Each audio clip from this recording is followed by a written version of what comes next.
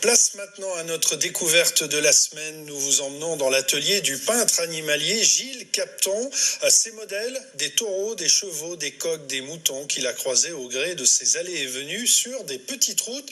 Plus récemment, des corneilles nichées sur le toit de sa maison et qu'il a immortalisées durant la crise sanitaire. Nous l'avons rencontré dans son atelier orléanais. Christine Launay, les images sont signées Grégoire Grichois. Regardez. Je commence par le regard, l'âme des animaux. C'est des bêtes incroyables, quoi, avec une force et une noblesse. C'est ce qui m'intéresse dans le taureau.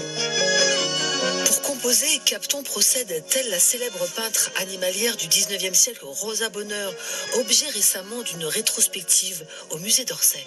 C'est comme ça que je commence aussi mon travail, c'est par les yeux, et je travaille tout autour. Il apporte les dernières touches de peinture à cette toile qui part en direction de la galerie Courcelles à Paris. Le peintre capte la vie en présence chez les animaux de ferme, vaches, baudets, chevaux, et il y met toute son humanité.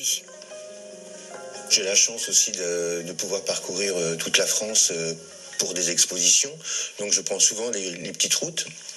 Et dès que je m'arrête devant un troupeau de vaches, et ben il y a un troupeau, mais dans le troupeau il y a 2 ou 3 vaches qui vont être mes modèles parce qu'il y a quelque chose qui se passe entre nous dans le regard. Voilà, j'ai envie de les peindre, quoi. Donc ça commence comme ça. Tiens Eric, on va mettre le plastique sur celui-là, il est terminé, et on va l'emmener pour Courcelles, pour Véronique à Paris. La peinture figurative de Capton s'inscrit dans le courant de la nouvelle Renaissance, emmenée par les artistes espagnols. C'est un courant qui en France est quasi inexistant, enfin en tout cas très historiquement. De toute façon, la peinture figurative remonte depuis quelques années, retrouve une certaine reconnaissance, mais c'est quand même, faut pas oublier qu'il y a pas si longtemps que ça, un directeur de la FIAC disait que la peinture c'était pas de l'art. Donc on remonte de très très loin.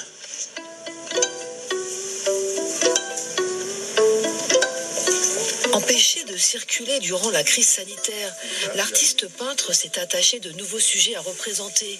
Des corneilles qu'il a eu toute l'attitude d'observer sur le toit de son jardin.